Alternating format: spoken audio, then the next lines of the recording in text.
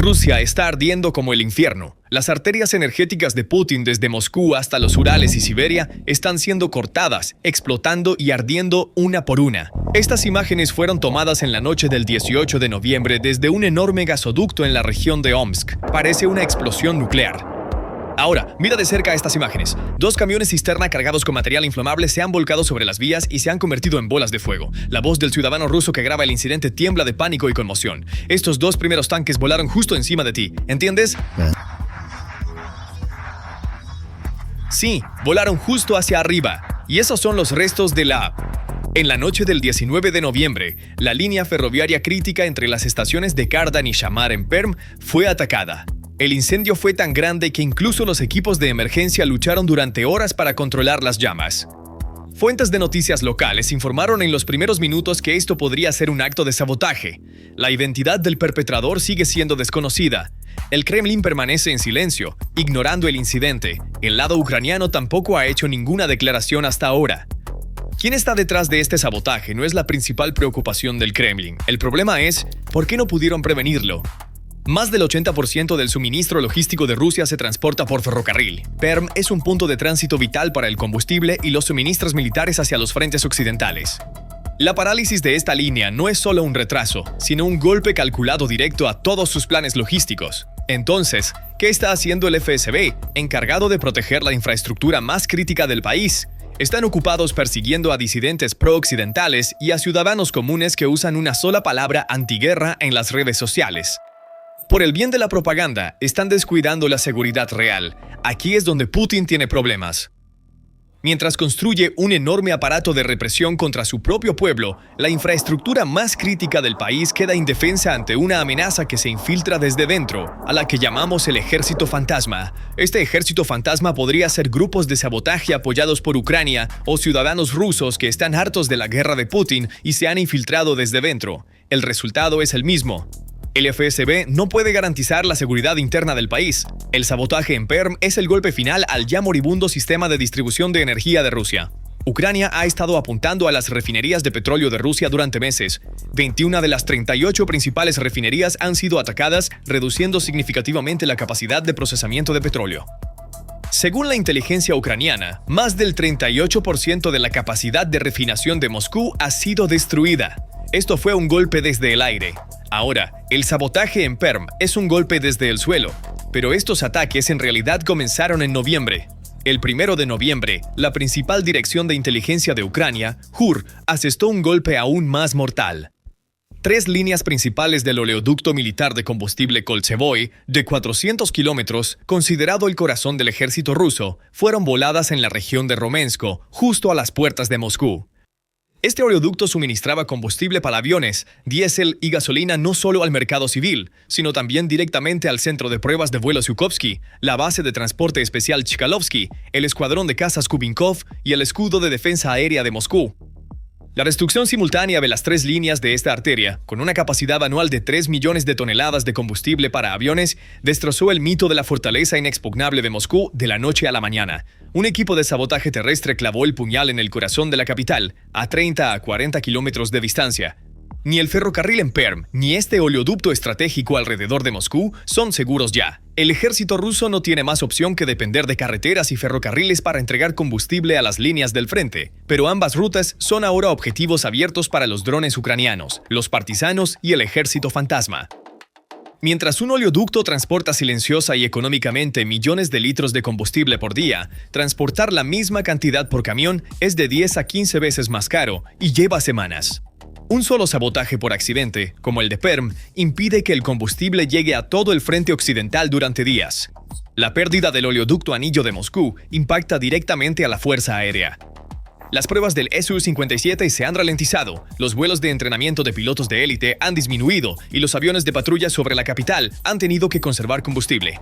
La población civil sintió este colapso de inmediato. Con el 38% de las refinerías ya fuera de servicio, los canales de distribución también se cortaron. Las estaciones de servicio realmente se quedaron sin combustible. El límite de 20 litros en Crimea, el mercado negro de Luhansk, el límite de 200 litros por camión de Rosneft, detrás de todo esto se encuentra la misma realidad. El combustible sale de las refinerías, pero no se puede transportar de manera segura por tubería, tren o camión. Los conductores de camiones que solían recorrer cientos de kilómetros durante la noche ahora tienen que buscar una estación cada 2 días. Las fábricas están reduciendo turnos y las filas para el pan se mezclan con las filas para la gasolina. Mientras la gente espera en fila con bidones, los tanques rusos en el frente también esperan combustible, porque los mismos camiones cisterna, los mismos trenes, las mismas líneas servían tanto al público como al ejército. Esto ya no es solo un retraso logístico, es una parálisis sistémica. Mientras el ejército ruso luchaba en la línea de frente más larga de su historia, más de 1.200 kilómetros, el reabastecimiento de combustible ya no podía hacerse diariamente, sino solo semanalmente. Un ejército con tanques pero sin combustible es el montón de chatarra más caro. Los aviones están en tierra, los tanques están estacionados, los trenes están en llamas. Incluso el oleoducto alrededor de Moscú ha explotado y el Kremlin ya no puede abastecer ni al frente ni a sus ciudades. Este es el punto de inflexión de la guerra. Primero, Ucrania atacó la producción, las refinerías, luego la distribución, los oleoductos y los ferrocarriles. Ahora está asfixiando simultáneamente el consumo, las líneas del frente y las ciudades. Esto hace imposible que incluso el combustible restante llegue a las líneas del frente o a los centros de las ciudades. Mientras la gente busca gasolina en latas, el ejército está racionando el combustible para aviones. Los incendios en Perm, las explosiones cerca de Moscú y las bombas vacías transmiten el mismo mensaje. Las arterias logísticas de Rusia están siendo cortadas una por una. El mercado interno de combustible de Rusia ya estaba en condición crítica. Desde el comienzo del año, los precios de la gasolina han alcanzado máximos históricos, aumentando un 49% para AI-95 y un 42% para AI-92. Esto muestra el nivel alarmante de inflación descontrolada en Rusia.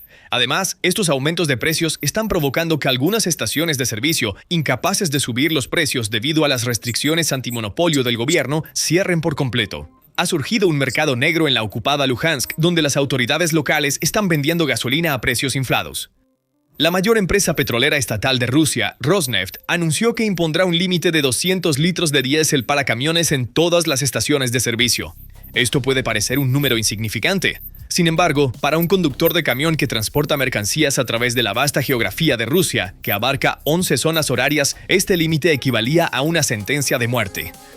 Mientras que un camión moderno de larga distancia puede recorrer aproximadamente 3.000 kilómetros con un tanque lleno, el límite de 200 litros significaba que el camión solo podía cubrir 500 a 600 kilómetros. Esto significaba que incluso la ruta de 700 kilómetros de Moscú a San Petersburgo no se podía completar en un solo viaje. Esta decisión de 200 litros creó inmediatamente un caos total. Decenas de miles de conductores de camiones entraron en pánico y acudieron en masa a otras estaciones como Gazprom, que no aplicaban el límite y tenían tanques más grandes. Sin embargo, la infraestructura de estas estaciones no estaba diseñada para manejar una carga tan grande. Los tanques se vaciaron en cuestión de horas. Las carreteras que llevaban a las estaciones estaban completamente bloqueadas por filas de camiones de kilómetros de largo. Los camiones se detuvieron, los estantes se vaciaron, los precios se dispararon, las fábricas cerraron y millones de personas cayeron en la pobreza. Una de las regiones más afectadas por la crisis del combustible es Crimea. Aquí, las autoridades ocupantes impusieron topes de precios y limitaron las ventas de gasolina a 20 litros por cliente. Esta cantidad es inasequible para la gran mayoría de las personas que viven con el salario mínimo. Se formaron colas de kilómetros de largo en las estaciones de servicio. La gente espera durante horas, a veces incluso días bajo el sol con latas oxidadas en las manos. Sin embargo, más a menudo de lo que quisieran, se encuentran con letreros de sin combustible antes de que llegue su turno y se ven obligados a regresar a casa con ira y desesperación. Las personas que no podían encontrar combustible comenzaron a robarlo de los autos de otros por desesperación. Por la noche, se sifonaban los tanques de los autos estacionados. En las redes sociales, la gente se advertía mutuamente que cerraran sus tanques. ¿Era esta la seguridad que prometió Putin? ¿O un entorno anárquico donde la gente temía a sus vecinos? Además, incluso aquellos que encontraban combustible se quejaban. La calidad del combustible en el mercado se había deteriorado tanto que la gente se quejaba de que olía a pintura y de que sus motores se averiaban. Mientras el público escuchaba a la televisión estatal decir que todo era maravilloso, se enfrentaban a la realidad de no poder llenar los tanques de sus propios coches. Esto ya no es una crisis de consumo de lujo, sino una crisis de vida básica. El pueblo ruso está pagando el costo de la guerra no solo con pérdidas en el frente, sino también con tanques de combustible vacíos en sus propios coches. El mayor desastre financiero detrás de este golpe de dos frentes y el aumento de los costos radica en la propia planificación económica de Putin.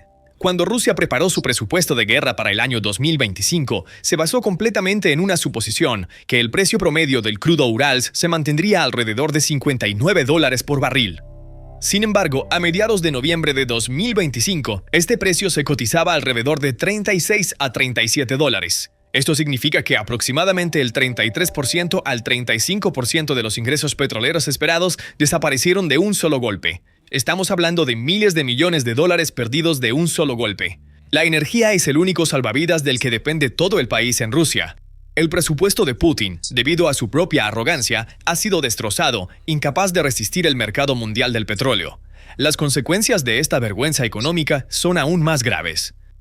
A pesar de ser uno de los mayores exportadores de energía del mundo, Rusia podría depender de las importaciones para satisfacer el 60% de sus necesidades de combustible para finales de 2025, debido a los ataques a Ucrania y el sabotaje interno. Tener que importar su propio combustible es un fiasco político y una vergüenza económica. ¿Dónde encontrará Putin este combustible? ¿De China? ¿De Kazajistán? Estos países verán la desesperación de Rusia y extraerán concesiones comerciales y políticas. Putin está perdiendo su poder en la mesa diplomática debido a la guerra que creó. El inestable mercado de combustibles de Rusia ahora también está afectando a sus vecinos. Incluso en Tayikistán, debido a su dependencia de Rusia, hay escasez de gasolina, diésel y gas licuado debido a interrupciones en el suministro y cadenas logísticas rotas.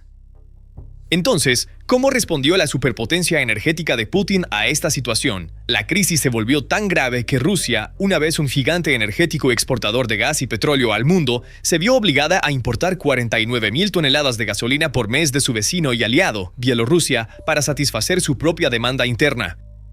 Este fue uno de los momentos en que el pueblo ruso vio la realidad. Mientras Putin les decía que tomarían Kiev en 3 días, terminaron rogando a Bielorrusia por gasolina.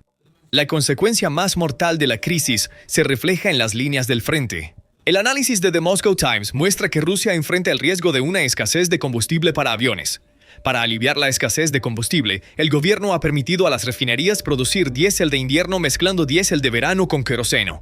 Esto no es una precaución, sino un truco nacido de la desesperación. El jefe del mayor proveedor privado de combustible del país ha advertido explícitamente que esta medida podría aumentar los precios del combustible para aviones y crear nuevos riesgos para el sector de la aviación. Esto significa que en el momento más crítico de la guerra, la Fuerza Aérea Rusa, que debe mantener la superioridad aérea, está en riesgo debido a la escasez de combustible. Si los tanques se detienen en el frente y los aviones no pueden despegar, todo el plan de guerra de Putin colapsará debido a una crisis de combustible para aviones. Sin embargo, la realidad presentada por los medios del Kremlin es bastante diferente. La Gaceta rusa informó con orgullo que los delegados extranjeros quedaron asombrados por las increíbles capacidades del nuevo cazafurtivo, el Su-57E, presentado en el Dubai Air Show. Komsomolskaya Pravda anunció que Rusia planea construir una extensa red de trenes de alta velocidad en todo el país.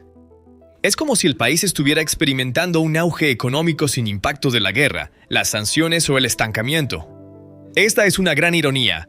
Rusia aparece en los medios gubernamentales como un país próspero, ambicioso y victorioso, pero cuando te alejas de este espectáculo gubernamental y miras la realidad, toda la imagen cambia. Mientras el público ve la fantasía de redes ferroviarias de alta velocidad en la televisión, ven líneas ferroviarias paralizadas por vagones cisterna quemados. Incluso el círculo íntimo de Putin ya no es indiferente a lo que está sucediendo. German Gref, este nombre no pertenece a una figura de la oposición ni a un activista. Es el director ejecutivo del banco más grande de Rusia, Sberbank. Fue el ministro de Putin responsable de las reformas económicas, un tecnócrata formado por el sistema, respetado incluso por Occidente.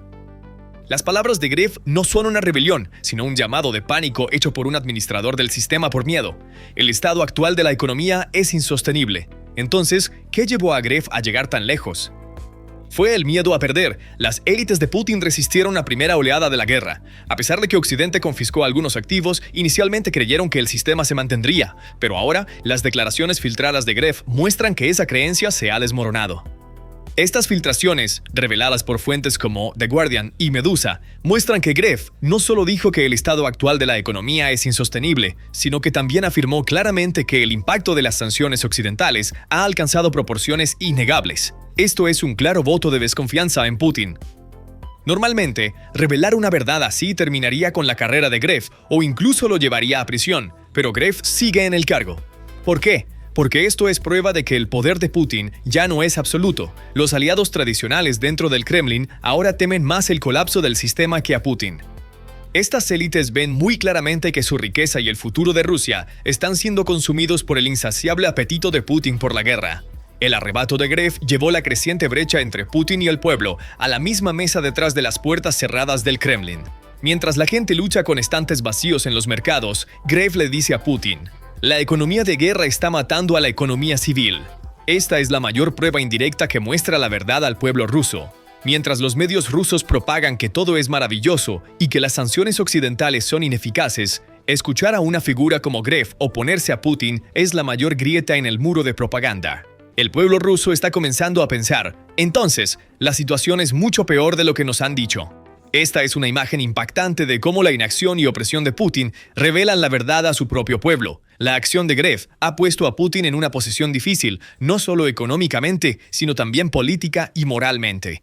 Durante más de 20 años, Putin se ha presentado como el único garante de la estabilidad y la prosperidad. Ahora, sin embargo, el mayor pilar financiero de esta estabilidad, el jefe del banco más grande, está saliendo y diciendo: nos están llevando a una catástrofe fuera de nuestro control. ¿Qué significa esto? Muestra que los aliados más confiables de Putin están luchando frente a las acciones de Occidente y además que estos aliados ahora se están volviendo contra Putin. No quieren hundirse con Putin en un barco que se está hundiendo. Son los primeros en la fila para abandonar el barco, las élites más inteligentes. La imagen que les mostramos hoy es clara. Rusia está bajo un ataque de 3 frentes, tanto desde dentro como desde fuera. El sabotaje en Perm mostró el fracaso del sistema de seguridad interna de Putin y cuán indefenso es frente al ejército fantasma. Las colas de combustible demuestran que Putin ha roto su contrato de estabilidad con su pueblo. El riesgo de escasez de combustible para aviones reveló que incluso la economía de guerra se está devorando a sí misma. Putin está tratando de financiar la guerra extrayendo dinero y recursos de su propio pueblo, e incluso de sus seguidores más leales.